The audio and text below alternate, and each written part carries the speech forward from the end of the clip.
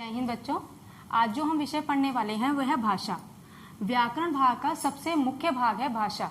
भाषा एक ऐसा साधन है जिसके द्वारा हम अपने विचारों को, अपने मन के भावों को दूसरों तक प्रकट करते हैं। अब बात ये आती है कि भाषा की आवश्यकता क्यों है, भाषा क्यों जरूरी है। तो इसका सबसे बड़ा कारण ये है कि जब पुरातन समय में मनुष्य विकसित नहीं हुआ था, उसको भाषा नहीं आती थी, तो वो क्या करता था, अपनी बात इशारों और चिन्हों के माध्यम से दूसरों तक पहुंचाने का प्रयास करता था। लेकिन उसकी बात संपूर्ण रूप से उस तक नहीं पहुंच पाती थी, उसमें कुछ त्रुटियां रह जाती थी, कुछ कठिनाइयां रह जाती थी।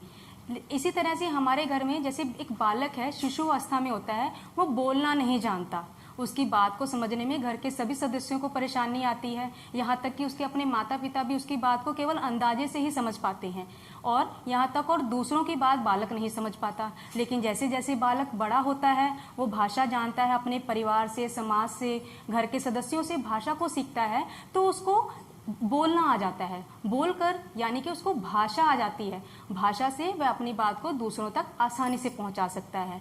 तो इसीलिए भाषा जो है हमारे जीवन में अत्यंत मुख्य भाग है। तो अगर हम भाषा की परिभाषा की बात करते हैं, भाषा वह साधन जिसके द्वारा हम अपने विचारों और मन के भावों को दूसरों तक पहुंचाते हैं, उसे भाषा कहते हैं। भाषा के दो रूप होते हैं, लिखित भाषा, मौखिक भाषा। अब इसको अच्छे से समझने के लिए मैं आपको एक चित्र के माध्यम से बताना चाहूंगी, जैसे कि भाषा। अब भाषा के यहाँ पर आपको दो रूप दिखाई दे रहे हैं, लिखित भाषा, दूसरा है मौखिक भाषा। लिखित भाषा यह भाषा का स्थायी रूप है।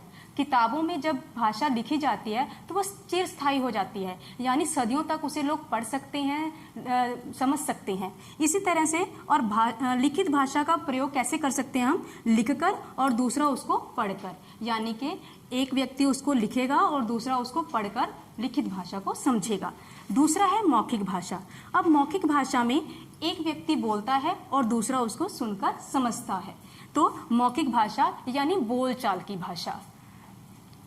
अब लिखित भाषा के साधन, मुख्यतः लिखित भाषा के साधन हैं समाचार पत्र, पुस्तकें, पत्र।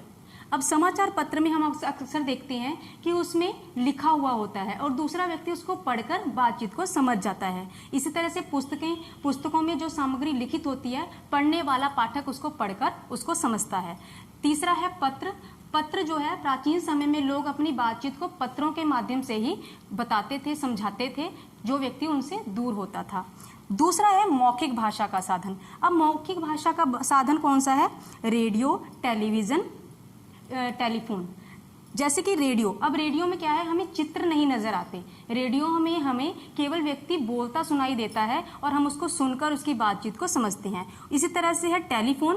टेलीफोन यानी कि जैसे दूर संचार का साधन, ठीक है, जिसमें हम क्या करते हैं, अब हमारे घर में लैंडलाइन होता है तो हम उसमें क्या करते हैं, बोलकर जो हमसे दूर व्यक्ति बैठा है उसको अपनी बात पहुंचा देते हैं। तो फोन जो है वो मौखिक भाषा का एक साधन है।